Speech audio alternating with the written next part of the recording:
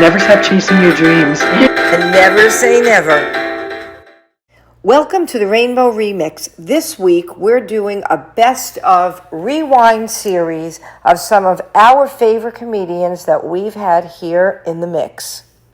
Up first in the mix is the inspiring and hilarious transgender comedian Julia Scotti. Doing what you're doing at your age because people always think they're too old to chase a dream or to try something different. And my God, you did different like no one else. And I wanted to ask you, how did this affect your career? Because you were headlining before you transitioned. Did it help you after? Did it hurt? How did that work? It didn't. It was, the comedy community is very small. We all know each other pretty much, especially East Coast comics. We all know each other from the trenches. And I heard when I got out of comedy, because I was out for 10 years, that the rumor about me was that I had lost my mind and had a sex change, both of which are true to a certain extent. But I didn't go. I wasn't in a home or anything. I was teaching. In middle school. When I came back, interestingly, there were people who thought I couldn't be funny, having gone through this, and so they made people that I had known for 20 years made me audition for their club again. I know, right? But you know what? I'm a trooper. Yeah, you want me to audition? I'll audition. Yeah. And then came America's Got Talent, and everything changed. Yeah. Was that the shift that really brought you to the forefront? Yeah. Yeah, definitely. Which it did. Yeah. And so they got what they wanted from me. I got what I wanted from them. I got 3 appearances on the show. Each time 12 million people. You can't buy that kind of. Yeah, that's an audience right there, Yeah, and so I mean, it's funny because when you get kicked off the show at the end, there's a psychologist off stage waiting for you. Oh, because they don't want people jumping off the building when they get back to the hotel, Yeah. And I've been knocking around for 30 years already. It was a young British woman too. All the staff on there, the main staff is British because it's a British company, right? But she said to me, she goes, well, may I talk to you for a minute? I said, sure. What's up? She goes, I'm Dr. So-and-so. I'm the staff psychologist. I just want to make sure that she was right outside backstage. And now the other 2 losers who got kicked off, they're fucking crying. They're like weeping. Right? And I'm walking off like that. She goes, are you sure you're okay? I stopped her. I said, let me tell you something. Let me tell you a couple of things. I've been doing this for 20 years at that point, 30 years, whatever it was. And it was 30. And I said, I'm from Jersey. Okay. I've been tackled on stage. I have worked in places where they throw drinks at me. This is and I'm telling her this. This is the greatest fucking thing that's ever happened to me in my life. I said, I don't need you. Thanks a lot. Go talk to those people because they look like they're going to jump off the roof when they get back to the hotel. And that was it. And I walked out. I was happy as a clam, man. It's hilarious, man. That is so funny. Then I'll tell you this story because it's actually fun. So the gynecologist, it's a woman. She's examining me, and she's that she's doing her thing, and she's like going, She goes, and I see her head come up, right? She goes, yeah, you see that? She goes, this is beautiful. I go, well, thank you. And it's got that new beer smell. I went for the Jane Fonda model. I think that the Barbarella model. That's the one I got. Fonda model. Yeah. She goes, honest to God, she goes, if I didn't know, I wouldn't know. I go, well, wow. That's encouraging. That's quite a compliment. Yeah. Because I've never seen it. I mean, how do you look at it? Mirror, it doesn't. That's hilarious. Wow. Oh my God. That's really quite the compliment, I would imagine. Yeah, Yeah. right. Terrible. Unless you're in LA, Denise, the LA lesbians are totally different. Oh, completely. Sounds like a Completely. soccer team, doesn't it? The LA Lesbians. The LA lesbians were brutal when I went in 2009. Me and my fat friend, we were just like, I swear to God, I felt like we were on display. Like people were just like, I have had several occasions where I've been in a bar and I've met somebody that I would like to, get to know better. And inevitably I have to tell them because I won't go with somebody that doesn't know. My sure, story. yeah. I just don't think that's fair. The first time I told this woman, you could see there was a visible change in her countenance, and she just said, "Well, I can't do this. Thank you." It's like I was trying to sell a life insurance. Thank you, but I'm not interested right now. I don't understand that. I really don't. Like that's the kind of stuff I would love to go, well, all right, okay. But I need to know the logic behind it. I'll tell you what I think it is. It's politics. It's political. Yeah. I find that a lot of lesbians find their identity in their gayness. Okay.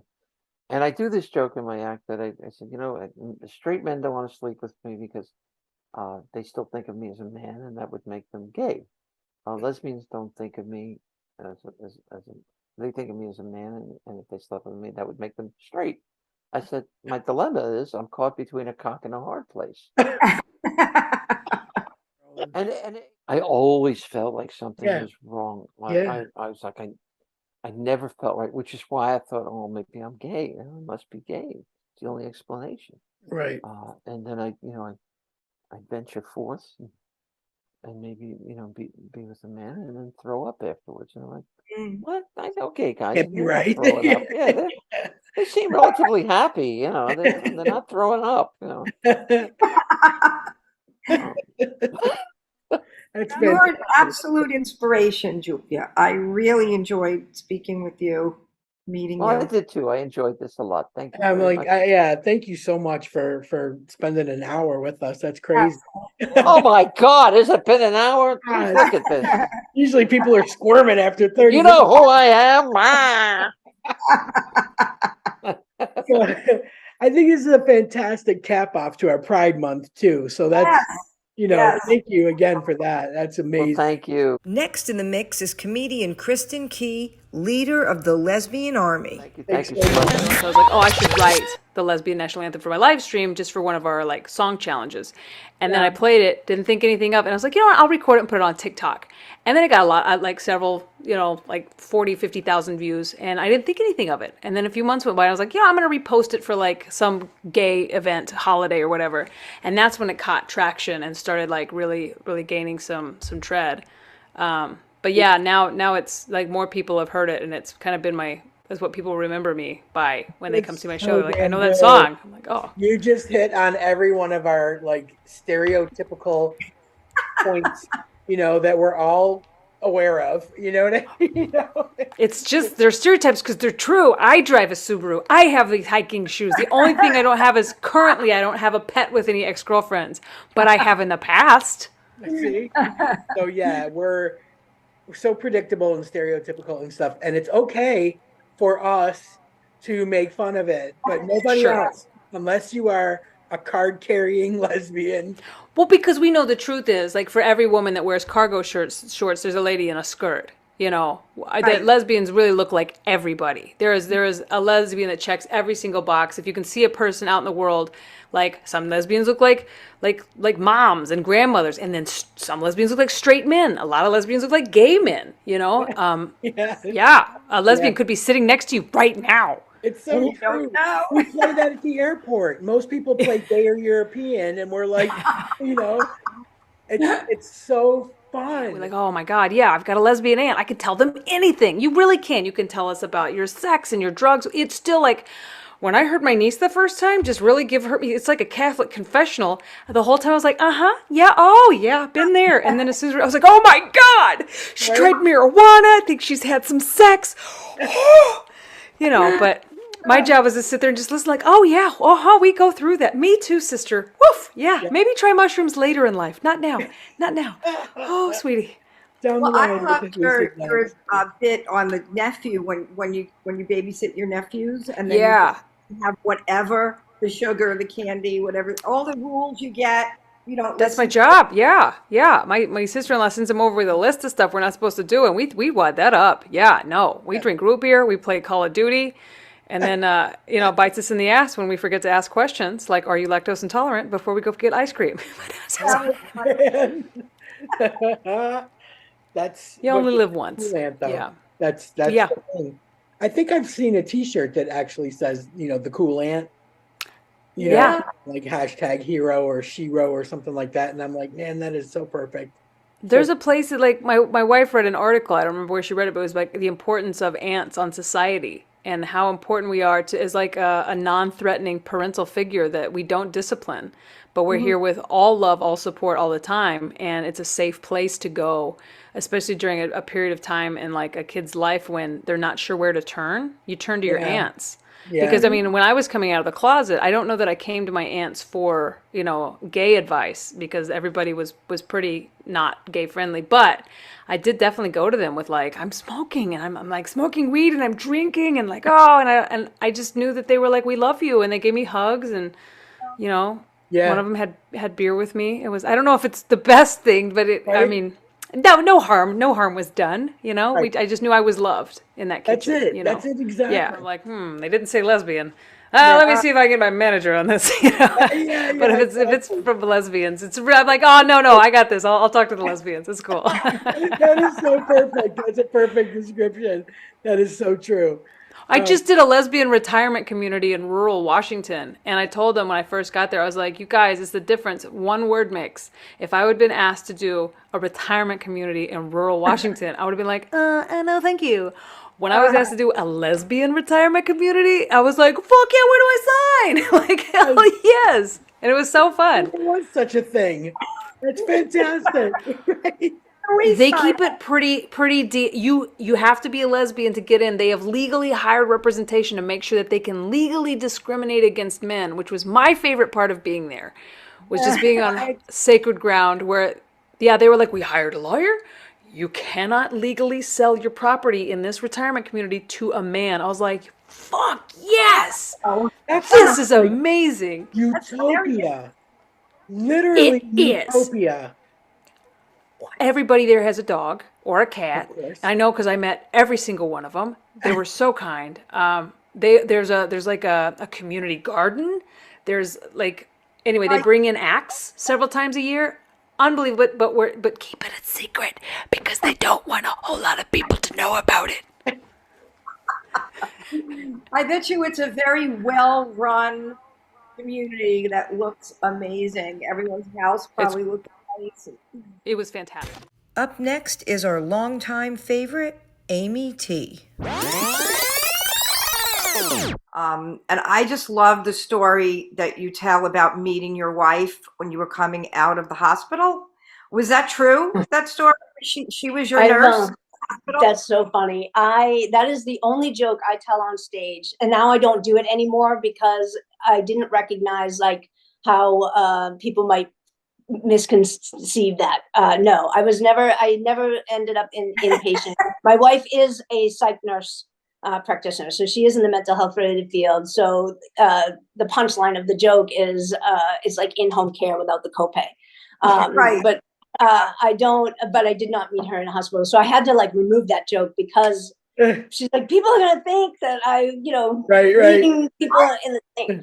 But to go back to about talking about it, like for me, it's like when you talk about something with confidence as an expert, right? We're here to listen. You're like, oh, like, Denise, you're going to teach me how to change a light bulb in England, right? I'm going to listen to you because it's going to be confident, right? And so same like me being able to talk about, my mental health and my substance use with confidence because I'm not ashamed of it. Like it was a part of the story. And every time I go on stage, I have this little mantra, thank you, universe, for the journey, the story, and my success. And so it wouldn't be without part of, that segment of my life that I wouldn't have this story and this part of my journey. So I don't have any shame about it. Yeah. like it's, and then when I talk about it with confidence, then other people aren't going to be afraid of it. Right. There's such an image of mental health in America of like, oh, someone with like orange hair that blew up a movie theater or a school. And then they're like, oh, this person suffers from mental illness. And then they cut to the weather. And that's just the image that's being left over and over again. So to have, me get up there and just kind of stop poking fun of it, having a wife that's a psych nurse, and what that feels like, living with that at home, it normalizes it, because we do live normal, happy, healthy lives. And then, my day job, I work in recovery for individuals with substance use dual diagnosis in a harm reduction treatment program to like guide them. It's like, I can definitely I can show you ways to make it more simpler. This journey of recovery, it's going to be on your own. But my biggest thing is like, don't hide from it. Like, it's not that big of a deal. But that's an individual experience and their own lived experience to go through. But just by showing up every day and, listen, I keep a full-time job. I have this, part-time career of being a comic that, fills my soul so that you have work-life balance. I have a successful relationship. So, people, as you know, like, love relationships, friendships, and stuff like that really get damaged when you're not your best self. But you can, you show them, you turn it around. Like, I must be doing something right. My wife and I have been together for so long, So just by leading by example and walking the talk is exactly, and it also helps me too, right? Like, it just keeps me doing all the right things all the time. So did you meet your wife in your journey in mental health, or was that just a coincidence that she was a psych nurse and you had it was a coincidence. She was a psych nurse. I met her. I will say that the universe tailor-made her and delivered her to me. I was at Boston Pride 2 months after my sobriety, having an absolute panic attack and meltdown. I didn't want to be there. Like, I'm just newly sober. Like, this is way too much for me. But a friend of mine wanted to go, so I winged for her, and I'm at the bar and I'm ordering a water. I look over and somebody on the other side of the bar is ordering a water, which caught my eye right away. And then I locked eyes with this woman. And like, I didn't know it then, but I felt it in my body, like something. But it's also weird that somebody else is ordering a water at Pride. You know what I mean? Right. 5 degrees of Denise lesbian separation. I knew friends of hers. They introduced me, and she'll tell you she stalked me for a few weeks. I didn't even know our first date was a date. That's like, I was just so empty and broken at the time, and but I knew I had this gift, and I just polished that gift for the last 14 years. And definitely, the universe gave me this gift and was like, I'm going to give you this. Take care of it. And yeah, that's fantastic. Up next is the comedian that makes menopause funny, Lara King. This comedy thing that you are doing right now, Midlife at the Oasis. Midlife at the Oasis. You have to be a certain age to get the pun, you see. I am of that age. Then you'd love the show. I absolutely love it. And I love what you've built the show around, because we're all in it, right? We're all kind of going through some things, I would say. Yeah, in our own way. All of us slightly differently. Yeah. But it's happening. Yeah, it's happening. This is the thing I love about you, is that, like, the first time I saw you, Friends of Maxine. Oh, yeah. It was the topic. A little bit like Maxine. Yes. And the best part about it was that everybody in the room could relate, and I feel like you're gonna have that same response, because now all of us that were, loving that show are at that age where we can totally appreciate this one. So were you just sitting there one day, like pulling a gray hair out of your chin, and the whole thing came about? Yeah, almost exactly that. Yeah, well, it was kind of like, look, I'm not young and cool anymore. What am I? I'm older and not so cool anymore. So why don't I do a show about that? I mean, you have to, to me, that's what comedy is. Comedy is about us all being in a room together and going, oh, I do that. Or, yeah, that happens to me. Or I know someone that, that's what comedy is. And the listening back to any recordings of my shows is quite interesting. There's obviously hopefully a slight amount of laughter, but one of the noises that most occurs when I listen back to my show is people going, oh yeah, yeah. And that's what I think it's about. It's about connecting people and bonding people and people laughing at each other and themselves. Yeah. And it stops us from feeling so alone. And so desperate about our situation when, and some of the show is dealing with some quite hefty issues, some quite hefty stuff. I mean, the menopause is not actually funny, but that's what comedy is, right? Taking stuff it's brutal and flipping it and trying to make it accessible, relatable, and allowing people to go, okay, for an hour, I'm just gonna let go and laugh about. Gonna have some laughs, it's an amazing thing, like how it connects people, but also, I think we all have that sense of observational humor, when you're going about your day. Yep. And you observe something that everybody else does too, and you find the humor in it, because I feel like that's the best way to get through difficult situations. Like my mom is getting older now and she's got MS. So she's got like one leg doesn't work and hasn't for a while, and she just drags it around like Quasimodo kind of, and it was, for someone, because like, when I was growing up, like she never even had a cold or anything, you know what I mean? Like never. So I just never pictured this kind of future for her with walkers and wheelchairs and scooters and all that kind of stuff. But we do make the best of it, like we just find the humor in everything, and my stepdad is amazing with her, because he's like this like tried and true New Yorker, like a Long Island New Yorker. And like for the first 5 years they were together, I couldn't even understand, half the things he said, because I mean, like I grew up as well. Yeah, I grew up in Buffalo, but not the real New York. You know what I mean? So he would be talking about like opening a bottle of wine, and he would be like, you got to corkscrew, you got to get a corkscrew. And I couldn't understand like half the things he was saying. And he would call me by my last name. He'd be like, hey, Warner, nobody, what are we on the softball field? Like, I don't, but he is so good with my mom. Like these little tiny things, like he opens her bottles of water and then he puts the caps back on in the fridge so she doesn't have to like try and open them. And he slices her up apples every day and leaves them in a container. He still goes off to work. He's like, he's working. And he like leaves her little meals. He cooks, he does the laundry, he does the grocery shopping. He's just amazing. And but he's still like this big giant, New Yorker guy. Like you'd be scared to come up against him in an alley. You know what I mean? Like, so my mom's friend is there and she has this tiny little poodle.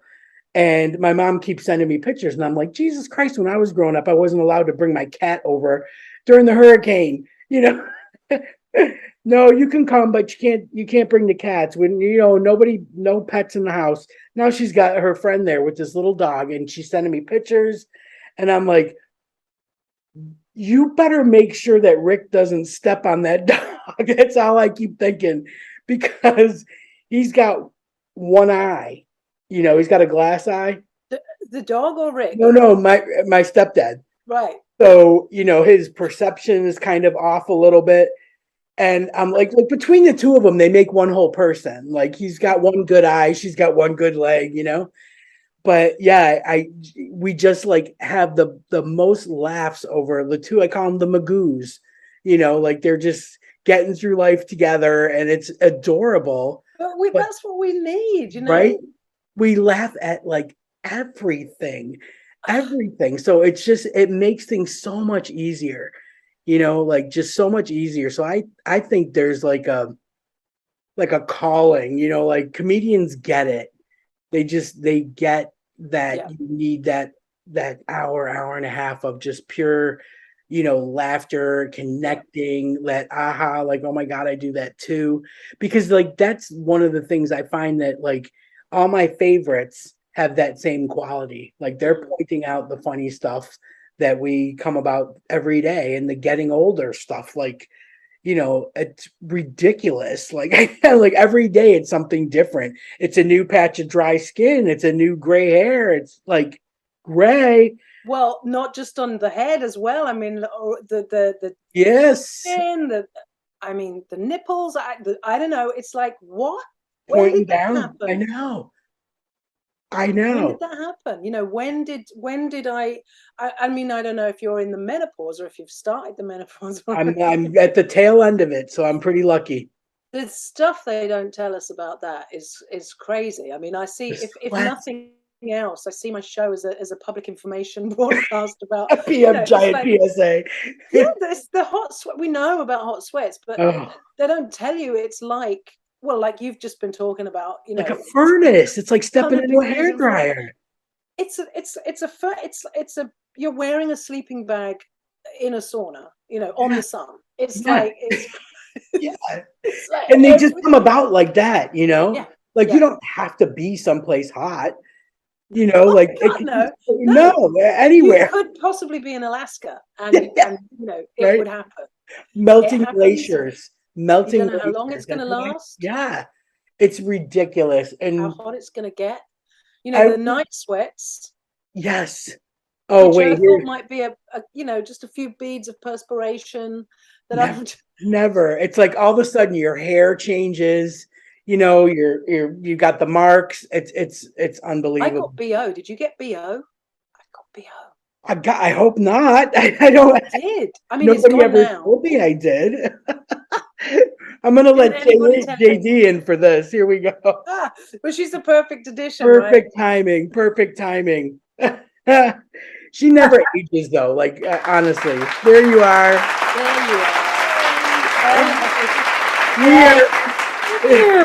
Nice JD, this is Lara King. Hi, Lara. Yeah, and JD and Lara and I were just discussing how everything changes in your 50s, I would say. Oh yeah. Late 40s, 50s, right? So we were talking about the hot flashes and yes, the gray hair every now and then. Yeah. I was going to say, a little bit of weed coming out when you laugh, but I'm slightly concerned because that could be happening right now. Right. If you burst into flames, we know what to attribute it to. It's menopause. Yes, absolutely. Lara's going off to the Edinburgh Fringe Festival, which is like a month in August. It's just constant shows everywhere. I mean, wow. Every place you go has got something going on, but it's every single night. And her new show is Midlife at the Oasis, and I know you'll get that. I love that. Yes, I totally get that. All of it.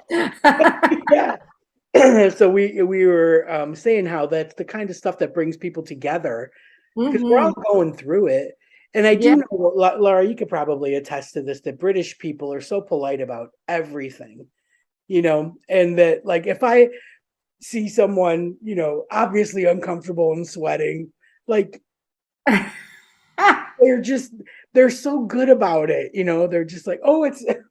Yeah, no, it's fine. It's fine. It's absolutely fine. Yeah. No, I'm fine. I'm totally burning up. But no, I'm fine. I'm absolutely fine. Yeah. Totally fine. And then you're cold. Like the New Yorkers. Yeah. The New Yorkers. Oh my God, I'm so hot. Oh my God, this is terrible. Yeah, I swear to God. But the thing of it is like, I just noticed, I shouldn't say recently, it's probably for like the last, I don't know, I want to say like 10 years, but that seems so long. But anytime a group of me and my friends get together, the first thing you go through is all your ailments. How you doing? How you feeling? How's the hip? How's the leg? How's it? Everything going okay? How's your back? Still got the thing going on? How about the shoulder? We still got the shoulder thing. So we go through that. Then we go through the medications. So what are you taking for that? What are you taking for that? Are you on the blood thinners, or are you on the cholesterol, and you get the blood pressure meds go up a little bit? Did they jack mine up a little bit? You have all that. Yeah. What is your blood pressure at the moment? How is that at the moment? Blood pressure. Is it still okay? Is it down? Is it up? Right? Oh, I don't know. Let me just I'm taking these medications, but I can't read the label. Let me just get my glasses. My bifocals. It's relentless, glasses, isn't it? my readers. Yeah. You can't get the bottle open. I don't know why. I can't figure out this child-free you need Rick. bottle. You need Rick in your life. Yeah. My stepdad. Yep. But the thing is it's hilarious because it's so second nature that we don't even think about it anymore until someone points it out. Like, when are we going to order pizza? Yeah. We can talk. Let's talk. When are we going to order pizza? Usually. Well, it's like, I mean, you'd get together and you'd talk about what parties you'd been to or what films you'd seen or what parties. Like, who you fancy? Who looks good? What have you been watching lately? No. Yeah. It's all out the window. Like, it's funny. The thing is, though, and this is what I'm trying to like push with this, is it's a great time. It is a great time. Yeah. And I love that message. This is what we're all having to embrace. And it's brilliant to be able to embrace it. It's brilliant to be able to share it. It's brilliant to be able to talk about it. It is funny that suddenly, we're having conversations about, I just made a really loud noise when I stood up. Have I ever done that before? And somebody else will stand up and go, you made the noise. You made the noise. Like, these are the things now that we're laughing about. It's so true. It's so true. I wake my cats up every time I stand up. I wake the cats up. They're in the dead sleep, and I'm like, sorry. Just I remember thinking a couple of weeks ago, because my ankle started bothering me again. It's an old injury, but I remember thinking, did I used to just pop out of bed in the morning, like just get right up and not think about it? Because now it's like, you got to stretch a little and figure out which ankle you're going to lean on when you get up. It's so true. It's a whole different way of life. I mean, no better, no worse. I'm just saying, it's a whole different way of life. Next in the mix is the legendary Suzanne Westenhoefer. I bartended for 10 years prior to doing stand-up. And, I mean, obviously they overlapped for about a year and a half, but I tried so hard, especially when I first started bartending it, because you've heard of hula hands. Oh, right? Yeah. Okay, so that's where I started, but then they moved me over about a year later to another restaurant they opened that was fine dining, seafood, sit down, white table stuff. And we had an astonishing bar. My bar was amazing. And I went to all these classes. I went to classes on Armagnacs and cognacs. Whoa. And and like all on the eau de vies, all that weird stuff. And I tried to learn to drink whiskey because I thought that would be the coolest thing as a lesbian that I could like whiskey or scotch, any of those. Yeah. I can't drink any of the dark liquors. Really? None. I'm like, look, I vomit. I get drunk. I'm not talking like a half a bottle. I'm talking like 2, 3. Yeah. And I don't like it. I was never able to make myself like it enough. And I tried all kinds of things. And I wanted to be the kind of girl who could go walk into a bar and say something like, yeah, can I get a cutty, little water back, please? Yeah. Right. I thought I would be so chill. And yeah. I'm such a fucking white girl in that I still prefer vodka over everything. I feel like that about gin over here because the Brits love their gin. Oh, they love gin. And I can't, unless it's like a flavored gin. Okay. I even went to we went to a gin tasting and And sometimes that helps, right? That's what I was trying to do. It was just everyone. I was just like, nope, tastes like celery. Nope. Yeah. Well, if you're like me, I got sick on gin once, but the reason I don't drink it is because I don't like the smell or taste of the juniper. Yeah, it's a little burny. Yep. It's perfume. It tastes like perfume. Right. I don't really know much about gin. I'm more of a whiskey girl because playing in the bars. Were you a musician? Yeah, I'm a musician. Oh, okay, I know this.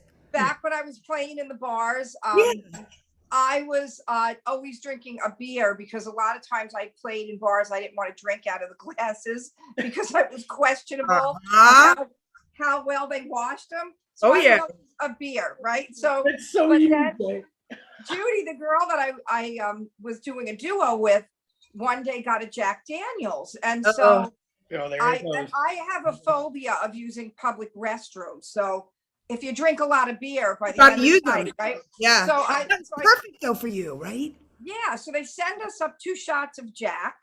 And I'm like, Judy, why have I been wasting my time with beer all this time? When I don't have to worry about the bathroom. So I became a Jack on the Rocks girl. And I guess it became, and then being JD, that kind of became perfect. A double. Yeah. She's iconic, like lesbian. Yeah. You were born for this. Drinking JD. It's just JD with a little JD. Yeah. I know that. So many lesbians can drink JD, or what's the other one? Crown. Yeah. Crown. Yeah. And then you get the snottier ones who are drinking, what is that? The Woodford Reserve. Oh my God. Yeah. Yeah. We had that in my bar when I was bartending too. And I would get so excited when somebody would get to order it because I could like take it out of the glass case. Oh, I know. I had Louis the 16th, and I had all those at the time. Remember, this is the 80s, but these were like for an ounce and a half pour, or barely a 2 ounce pour. These drinks were in the $18 to $20, $24 range in the 80s. Wow. I know. Wow. Honestly. Well, when Denise was over and we were doing our whiskey tasting, I had Knob Creek maple. Oh yeah, that used to be Emily Sayers. I'm sorry, go ahead. Yeah, it was Knob Creek maple, smoked maple, 90 proof. Oh, so it was so good though. Now you need a meeting.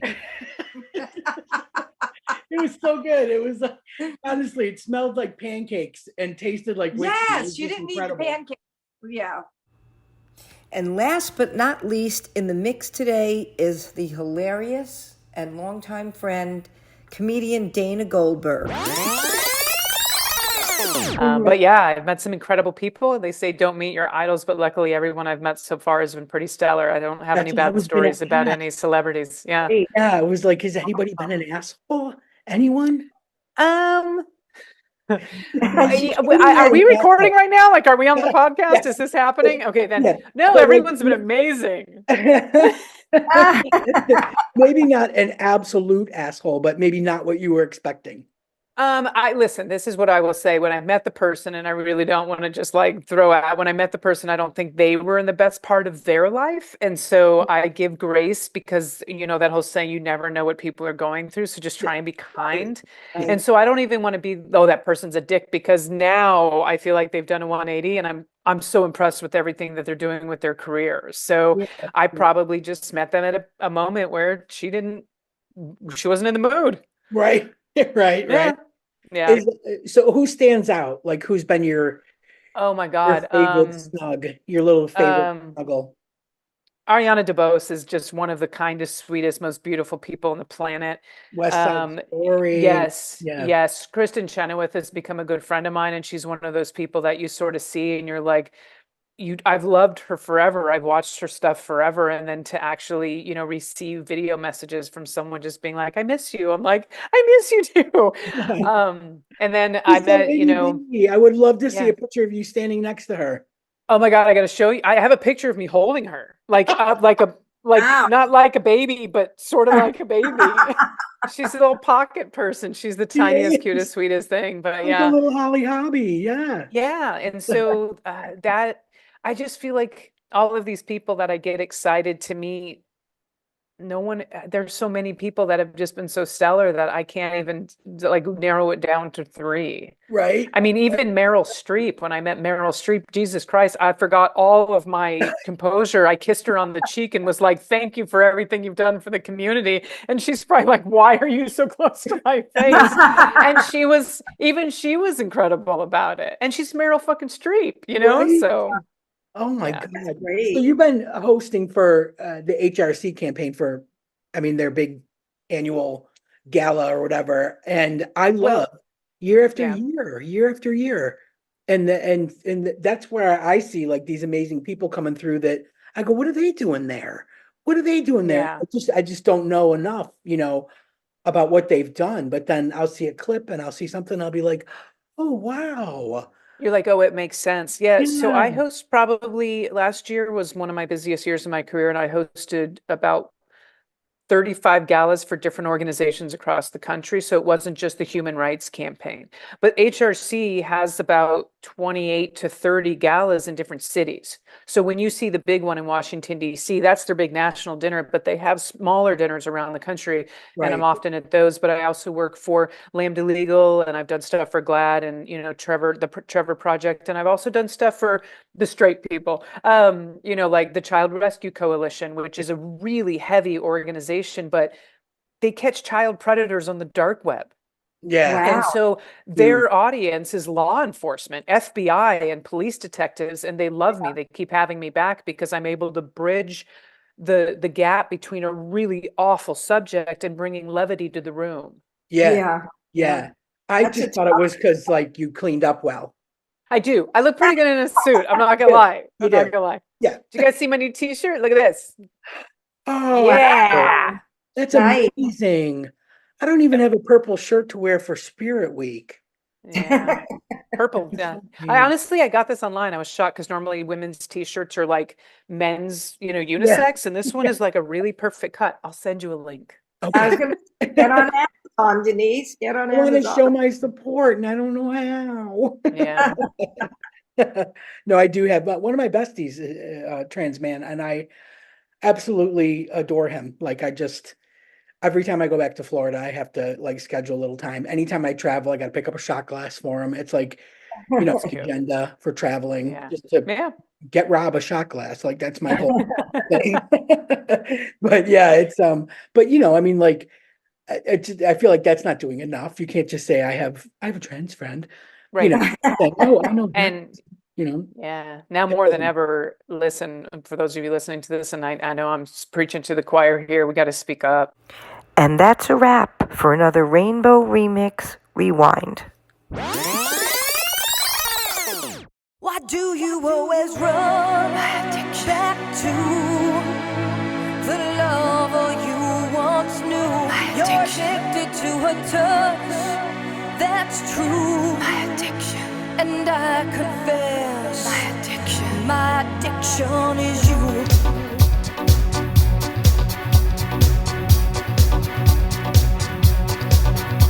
Don't ask me why I'm here tonight. I had to take this midnight drive to find you. And as I come in through the door, I see her dancing on the floor beside you. Why do you always run back to the lover you once knew? You're addicted to her touch, that's true. And I confess, my addiction is you. You look at me and in my eyes you see the hurt I can't disguise. I want you. And though it seems I look right through, I'm noticing your every move. She's got you.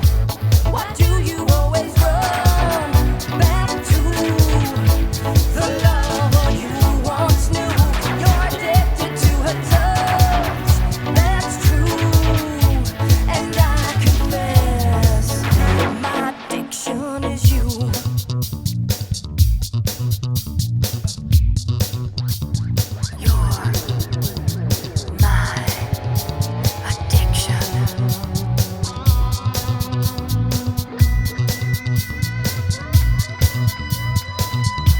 Why do you always run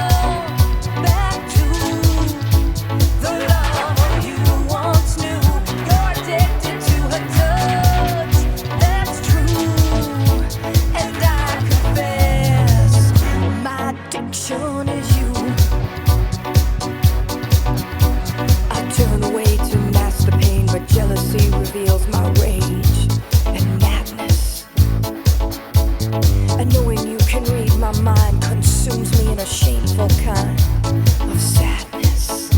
Why do you always run back to the lover you once knew? You're addicted to her touch, that's true.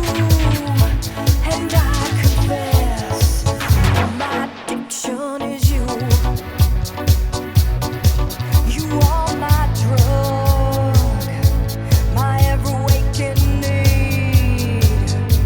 I got you in my blood. You've got me on my knees.